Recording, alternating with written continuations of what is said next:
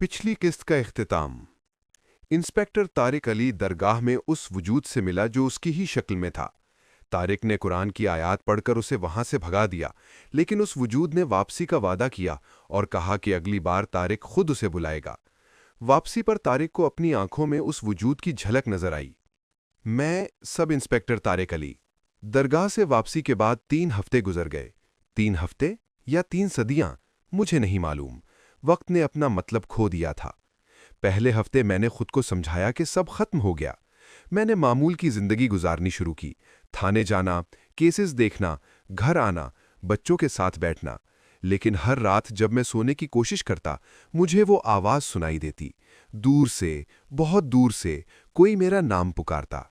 दूसरे हफ्ते मैंने महसूस किया कि मेरी बीवी सना मुझे अजीब नजरों से देखने लगी है। एक रात उसने पूछा, तारिक, तुम रात को उठकर कहाँ जाते हो? मैंने कहा, मैं कहीं नहीं जाता।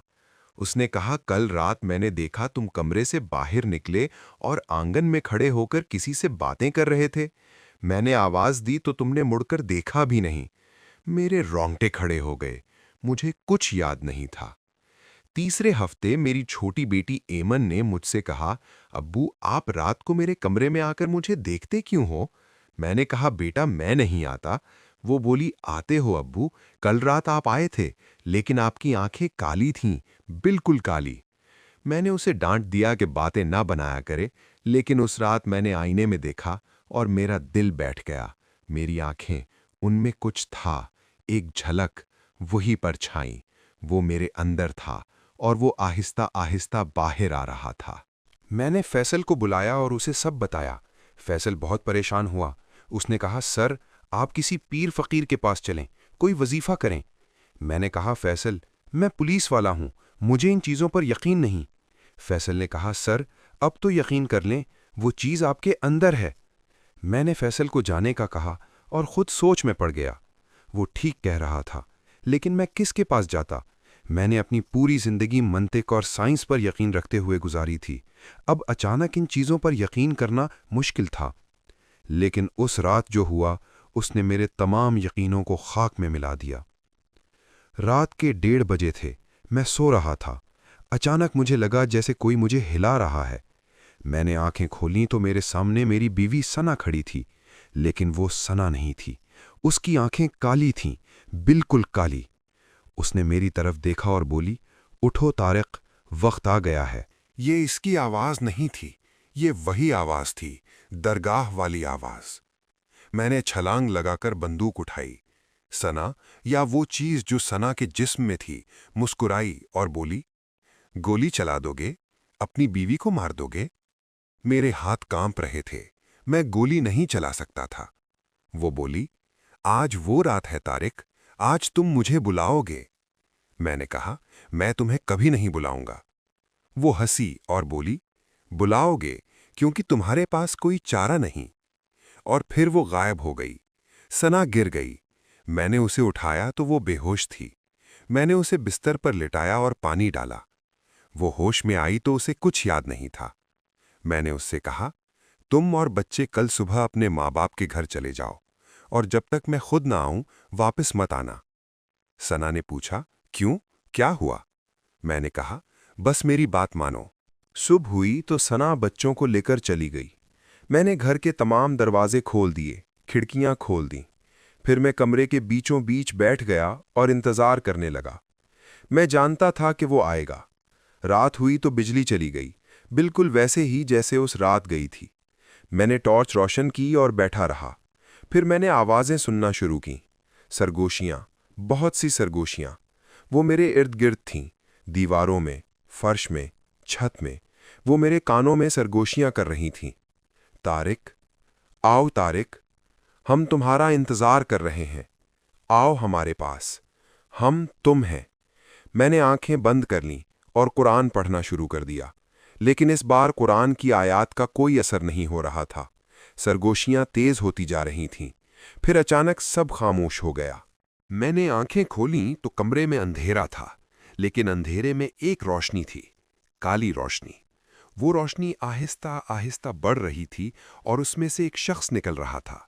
वो शख्स मैं था। मेरे कद काठ का, मेरे कपड़ों में, मेरी आंखों वाला, लेकिन आंखें काली थीं। वो बोला, मैंने कहा था ना तुम खुद मुझे बुलाओगे। मैंने कहा, मैंने तुम्हें नहीं बुलाया। वो हंसा और बोला, नहीं बुलाया, फिर ये सब क्या है? तुमने अपनी बीवी और बच्चों को भेज दिया, तुमने घर के दरवाजे खोल दिए, तुमने मेरा इंतजार किया, ये सब बुलाने का तरीका नहीं है। मैं खामोश रहा, वो सही कह रहा था। वो बोला, तुम जानते हो मैं कौन हूं? मैंने कहा, बताओ। वो बोला, मैं तुम्हारे खानदान का हिस्सा हूं तारिक। मैं तुम्हारे दादा के वक्त से तुम्हारे साथ हूं। तुम्हारे दादा ने मुझे पहचाना था, उन्होंने मुझे कबूल किया था। फिर तुम्हारे बाप ने मुझे रद्द कर दिया। तुम्हारे बाप ने मुझे भगाने की कोशिश की, लेकिन मैं नहीं गया। मैं इंतजार करता रहा, तुम्हारा इंतजार करता रहा। मैंने कहा, मैं तुम्हें कबूल नहीं करता। वो बोला, करोगे, क्योंकि मैं तुम्हें वो सब दूंगा जो तुम चाहते हो, ताकत, दौलत, इज्जत। मैं तुम्हें वो बना दूंगा जो तुम बनना चाहते हो। मैंने कहा, मैं वही हूं जो मैं हूं। वो बोला, नहीं, तुम वो नहीं हो जो तुम हो, तुम वो हो जो मैं चाहता हूं, और अब वक्त आ गया है। उसने अपना हाथ बढ़ाया, उसके हाथ में वही काली रोशनी थी। उसने कहा, आओ, मेरे साथ आओ और देखो कि मैं तुम्हें क्या देता हूं। मैंने उसकी तरफ देखा, उसकी आंखों में, उन काली आंखों में, और एक अजीब सी कशिश महसूस की, जैसे कोई मुझे अंदर खींच रहा हो। मैंने कदम बढ़ाया, फिर मैंने अपने पीछे एक आवाज सुनी, अबू। मैंने मुड़कर देखा, मेरी बेटियां वहां खड़ी थीं, ज़ारा और एमन, और उनके साथ सना। सना ने कहा, तारिक मत जाओ, ये शैतान है। मैंने कहा, तुम यहां कैसे? मैंने तुम्हें जाने को कहा था। सना ने कहा, मैं तुम्हें अकेले नहीं छोड़ सकती थी, मैं वापस आ गई। वो वजूद हंसा, वाह, बड़ी मोहब्बत है, लेकिन अब देर हो चुकी है, वो मेरे पास आ चुका है। मैंने देखा कि मैं उस वजूद के बहुत करीब आ चुका था। मैंने पीछे हटने की कोशिश की, लेकिन मेरे पांव जमीन से चिपक गए थे। वो बोला, अब कोई फरार नहीं तारिक, तुम मेरे हो। मैंने सना की तरफ देखा, उसकी आंखों में आंसू थे। उसने कहा, तारिक, अल्लाह का नाम लो। मैंने आंखें बंद की और अल्लाह का नाम लिया, लेकिन मेरे मुंह से आवाज नहीं निकली, मेरी जबान गुंग हो चुकी थी। वो वजूद बोला, बेकार है, इसकी जबान मेरे कब्जे में है, वो मेरा है। फिर मैंने अपनी बेटी ऐमन को आगे बढ़ते देखा। वो छोटी सी बच्ची, सिर्फ 5 साल की, उस वजूद के सामने खड़ी हो गई। वो बोली, मेरे अबू को वापस करो। वजूद हंसा, छोटी बच्ची, तुम क्या करोगी? ऐमन ने अपनी छोटी सी मुट्ठी में कुछ उठाया और उस वजूद पर फेंक दिया। वो मिट्टी थी, लेकिन उस मिट्टी के साथ उसने कुछ पढ़ा था, कोई आयत। वजूद चीख उठा, अरे ये क्या? ऐमन ने कहा, मेरी नानी अम्मा ने मुझे सिखाया है, ये शैतान को भगाने की दुआ है। वजूद पीछे हटा, उसकी काली रोशनी मध्यम पड़ने लगी। मैंने महसूस किया कि मेरे पांव ढीले हो रहे हैं। सना ने आगे बढ़कर ऐमन को पकड़ लिया और दोनों बच्चियों को पीछे किया। फिर वो खुद आगे बढ़ी। उसने अपना हाथ मेरे माथे पर रखा और कुछ पढ़ने लगी। मैंने पहचाना, आयतुल कुर्सी। वजूद चीखता रहा, ये नहीं, वो मेरा है। लेकिन सना ने पढ़ना जारी रखा। उसकी आवाज में ताकत थी, यकीन था, ईमान था। फिर मैंने महसूस किया कि मेरे अंदर से कोई चीज निकल रही थी, कोई काली, गंदी, बदबूदार चीज। वो मेरे मुंह से, मेरी आंखों से, मेरे कानों से निकल रही थी। मैंने दर्द महसूस किया, जैसे मेरी रूह को कोई नोच रहा हो। लेकिन सना ने हाथ नहीं हटाया, वो पढ़ती रही। आखिरकार वो चीज मुझसे अलग हो गई। वो कमरे में फैल गई, एक काले धुएं की तरह। फिर वो इकट्ठी हुई और उस वजूद की शक्ल इख्तियार कर ली जो मेरे सामने था। लेकिन अब वो कमजोर था, उसकी रोशनी मध्यम थी। वो बोला, तुमने मुझे हरा दिया आज, लेकिन मैं वापस आऊंगा। तुम्हारे बच्चों में, तुम्हारे पोतों में, तुम्हारी नस्लों में मैं वापस आऊंगा। सना ने कहा, अल्लाह हमारे साथ है, तू कभी वापस नहीं आ सकता। वजूद हंसा, एक कमजोर सी हंसी, और फिर गायब हो गया। कमरे में रोशनी आ गई, बिजली वापस आ गई थी। मैंने अपने आप को देखा, मैं जिंदा था, मैं आज़ाद था। सना मेरे पास आकर बैठ गई, उसने मुझे गले लगा लिया। दोनों बच्चियां भी आ गईं, हम सब रो रहे थे। उस रात के बाद मैंने कभी उस वजूद को नहीं देखा, نہ اس کی آواز سنی، لیکن اس کی آخری بات مجھے آج بھی ڈراتی ہے۔ میں واپس آؤں گا، تمہارے بچوں میں، تمہارے پوتوں میں۔ میں نے اپنے بچوں کو محفوظ رکھنے کی پوری کوشش کی۔ میں نے انہیں قرآن سکھایا، دعائیں سکھائیں، اللہ پر یقین سکھایا۔ میں نے انہیں بتایا کہ اندھیرا صرف باہر نہیں، اندر بھی ہے، اور اس اندھیرے سے بچنے کا واحد راستہ اللہ کی روشنی ہے۔ آج میری بیٹیاں بڑی ہو گئی ہیں۔ زارا کی اپنی بیٹی ہے، میری پوتی ایمن پڑھ رہی ہے۔ میں ریٹائر ہو چکا ہوں، لیکن ہر رات جب میں سونے لگتا ہوں میں اس وجود کی واپسی کے انتظار میں رہتا ہوں، کیونکہ وہ واپس آئے گا، میں جانتا ہوں، اور شاید اس بار میں اسے روک نہیں پاؤں گا۔ لیکن آج رات نہیں، آج رات میں دعا پڑھوں گا اور سو جاؤں گا، کیونکہ میں جانتا ہوں کہ اللہ بڑا ہے اور اس کی روشنی تمام اندھیروں سے زیادہ طاقتور ہے۔ یہ کہانی انسپکٹر طارق علی کے بیان کردہ واقعات پر مبنی ہے۔ آج وہ ایک معمولی سی زندگی گزار رہے ہیں، لیکن ان کی آنکھوں میں آج بھی وہ خوف ہے، وہ یاد ہے۔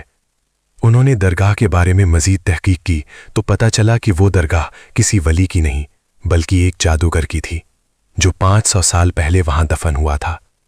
کہا جاتا ہے کہ اس کی روح آج بھی وہاں بھٹکتی ہے اور کمزور ایمان والوں کو اپنا شکار بناتی ہے۔ دوستو، اس کہانی کا مقصد آپ کو ڈرانا نہیں بلکہ آگاہ کرنا ہے۔ ہمارے معاشرے میں بہت سی ایسی جگہیں ہیں، بہت سے ایسے لوگ ہیں جو نظر نہیں آتے لیکن موجود ہیں۔ شیطان ہمیشہ سرخ لباس میں نہیں آتا، کبھی کبھی وہ ہماری ہی شکل میں آتا ہے، ہماری ہی خواہشات بن کر۔ اس کہانی سے سبق یہ ہے کہ اپنے ایمان کو مضبوط رکھیں، قرآن پڑھیں، نماز پڑھیں، دعاؤں کو یاد رکھیں، کیونکہ جب اندھیرا گھیر لے تو صرف اللہ کی روشنی ہی کام آتی ہے۔ اور یاد رکھیں، کبھی کبھی سب سے بڑا شیطان وہ ہوتا ہے جو ہمارے اندر ہے، ہمارے اپنے خوف، ہمارے اپنے شک، ہمارے اپنے گناہ۔ اس شیطان کو پہچانیں اور اس سے توبہ کریں۔ اللہ ہم سب کو اندھیروں سے بچائے، آمین۔ اور اب دوستو، یہ تھی ہماری 3 قسطوں پر مشتمل ہارر کہانی اندر کا اندھیرا۔ اگر آپ نے لطف اٹھایا ہو تو لائک کریں، شیئر کریں اور کمنٹ کر کے بتائیں کہ آپ کو کون سا حصہ سب سے زیادہ ڈراؤنا لگا۔ اور ہاں، کرسڈ وسپرز کو سبسکرائب کرنا مت بھولیں، کیونکہ اندھیرا ختم نہیں ہوتا، بس شکل بدلتا ہے، اور ہم لاتے رہیں گے آپ کے لیے نئی کہانیاں، نئے خوف، نئے راز۔ Subscribe to Cursed Whispers. اگلی کہانی میں ملیں گے ایک نئے خوف کے ساتھ۔ تب تک کے لیے اللہ حافظ۔ اور یاد رکھیں، کبھی کبھی آئینے میں دیکھ کر یہ مت سوچیں کہ آپ اکیلے ہیں، وہاں کوئی اور بھی ہو سکتا ہے، اور شاید وہ آپ کو دیکھ کر مسکرا رہا ہو۔